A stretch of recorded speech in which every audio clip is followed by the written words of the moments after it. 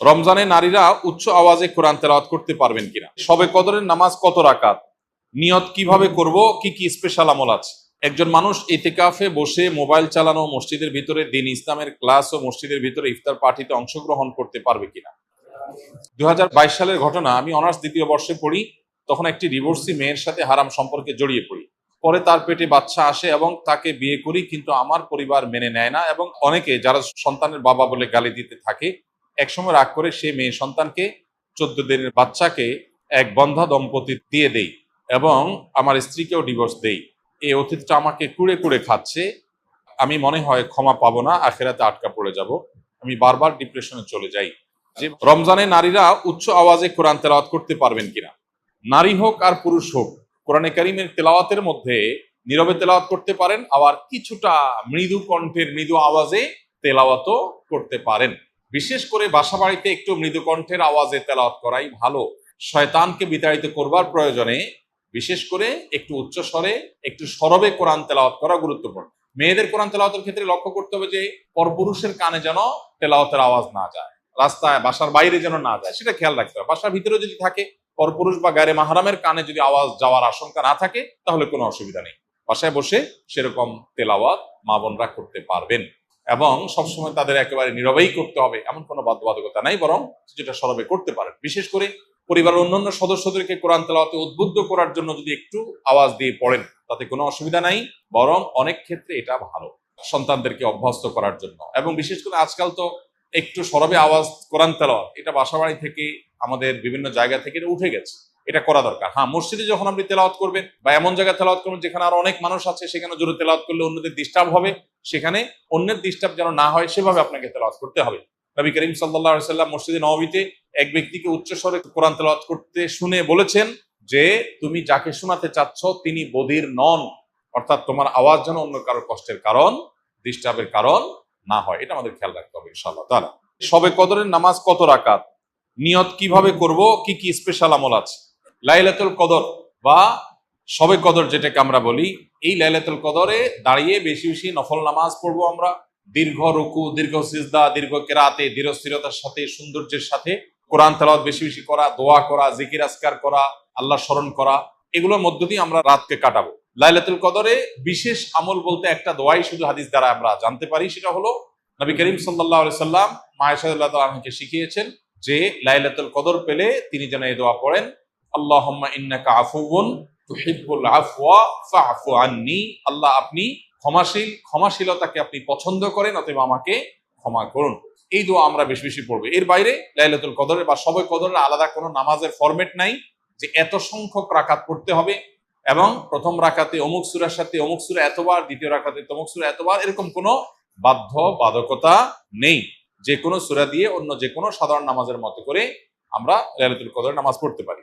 আর এর জন্য আলাদা কোনো নিয়ত নেই যে নাওয়াইতু আন উসাল্লিয়া সালাত লাইলাতুল কদর বা লাইলাতুল কদর নামাজ পড়ছি, এরকম কোনো আলাদা নিয়ত দরকার নেই। আমি লাইলাতুল কদর পড়ছি, আমার মাথায় আছে, এটুকুই নিয়ত ইনশাআল্লাহ যথেষ্ট হবে এবং সুন্দরভাবে সালাত আদায় করা, নামাজ পড়াটাই হলো গুরুত্বপূর্ণ। একজন মানুষ ইতিকাফে বসে মোবাইল চালানো, মসজিদের ভিতরে দ্বীন ইসলামের ক্লাস ও মসজিদের ভিতরে ইফতার পার্টিতে অংশগ্রহণ করতে পারবে কিনা এবং কেউ কোনো কিছু জানতে চাইলে ইতিকাফরত ব্যক্তি উত্তর দিতে পারবে কিনা। উত্তর হলো যে ইতিকাফরত অবস্থায় একান্ত প্রয়োজনীয় কথা বলতে পারবে, কেউ কিছু জানতে চাইলেও সেটার উত্তর দিতে পারবে। কিন্তু মসজিদের মধ্যে মোবাইল টিপাটিপি, যেটা অহেতুক মোবাইল টিপাটিপি করা, সোশ্যাল মিডিয়া ব্রাউজ করে বেড়ানো, আপনার স্ক্রল করে বেড়ানো, এটা অবশ্যই ইতিকাফের যে উদ্দেশ্য সেটাকে ব্যাহত করে, ইতিকাফের যে প্রাণ সেটাকে নষ্ট করে। সেটা করা যাবে না বা সেটা করা উচিত না।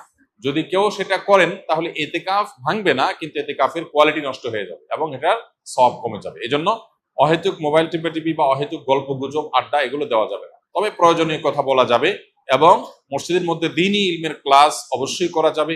মসজিদের মধ্যে ইফতারের কোনো প্রোগ্রাম হলে সেখানে অংশগ্রহণ করা যাবে, এগুলোতে কোনো অসুবিধা নেই। ইতিকাফ নিয়ে আমাদের মধ্যে অনেকের মধ্যে অতি ভয় কাজ করে। আমরা মনে করি ইতিকাফে বসলে বোবা হয়ে যেতে হয়, কোনো কথা বলা যায় না, এরকম না। সাধারণ স্বাভাবিক জীবনযাপন আমরা করতে পারবো ইনশাআল্লাহ। নবী করিম সাল্লাল্লাহু আলাইহি সাল্লাম রমাদানের শেষ দশকে জীবনে কোনো বছর ইতিকাফ ছাড়তেন না। এক বছর তিনি শেষ দশকে ইতিকাফ রেখে ইতিকাফে বসে আবার বের হয়ে যেতে হয়েছে, ইতিকাফ ভেঙে ফেলতে হয়েছে একটা বিশেষ প্রয়োজনে। পরবর্তী বছর তিনি সেই 10 দিন এবং পরের বছরের 10 দিন সহ 20 দিন ইতিকাফ করেছিলেন। এর মানে হলো দ্বিতীয় হিজরিতে রমজানের রোজা ফরজ হওয়ার পর থেকে নিয়ে তার ওয়াফাত পর্যন্ত দশম হিজরি পর্যন্ত এই 8 বছর কোনো বছর তিনি এতেকাফ ছাড়েননি। অথচ আমরা বেশিরভাগ মানুষের জীবনে 1 বছরেও এতেকাফ করা হয়নি। এটা দুর্ভাগ্যজনক বিষয়। যেটা নবীজি জীবনে কখনো ছাড়েননি, কোনো বছর ছাড়েননি, সেটা আমি জীবনে কোনো বছর করিনি।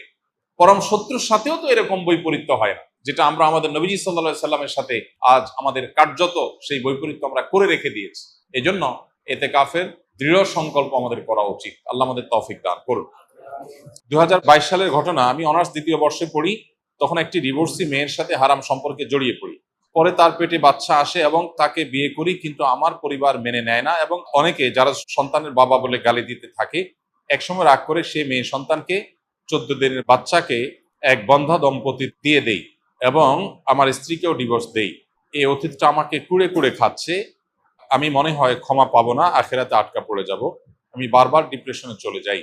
যে ভাই এই প্রশ্ন করেছেন তাকে বলতে চাই যে হারাম সম্পর্কে জড়াবার ফলে যে বাচ্চা এসেছে, সন্দেহাতীত ভাবে সেটা আপনাদের উভয়ের জঘন্যতম কবিরা গুনাহগুলোর মধ্য থেকে একটা। কিন্তু প্রথমত বাচ্চার কোনো দোষ নাই। এই বাচ্চা চাইলে আল্লাহর নেককার বান্দা হয়ে জান্নাতি মানুষ হতে পারে, আবার বৈধভাবে জন্ম হওয়া অনেক বাচ্চা জাহান্নামী হতে পারে।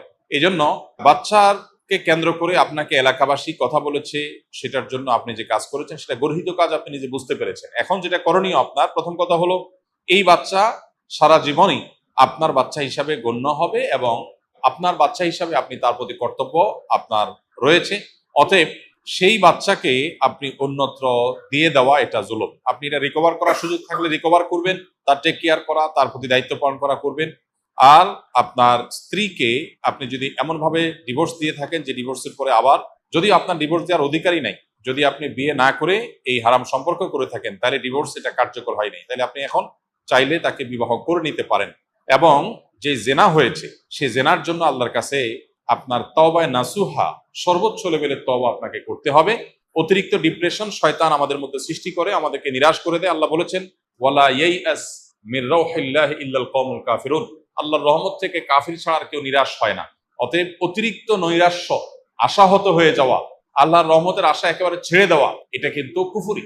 অতএব এটা যেন না হয়। আমি যত গুনাহগারী হই না কেন, আল্লাহ তাআলা আমাকে ক্ষমা করতে পারেন। ক্ষমা করার ক্ষমতা আল্লাহর আছে এবং আল্লাহ ওয়াদা করেছেন আমি যদি অনুতপ্ত হই আর জীবনে কখনো জেনার ধারে কাছেও যাব না, আল্লাহ ইনশাআল্লাহ পূর্বের গুনাহ মাফ করবেন। আল্লাহর ওয়াদা রয়েছে। অতএব পরিপূর্ণ কায়মন বাক্যে তওবা করলে মাফ হবে। আপনি যদি মনে করেন যে না আমার গুনাহ কোনোভাবেই মাফ হবে না, তাহলে সেক্ষেত্রে আপনি আল্লাহর প্রতি কুধারণা করলেন, এটা বরং অনুচিত কাজ হবে। অতএব অতিরিক্ত ডিপ্রেশনে না গিয়ে আল্লাহর কাছে মাফ চাইতে হবে। আল্লাহ তাআলা আমাদের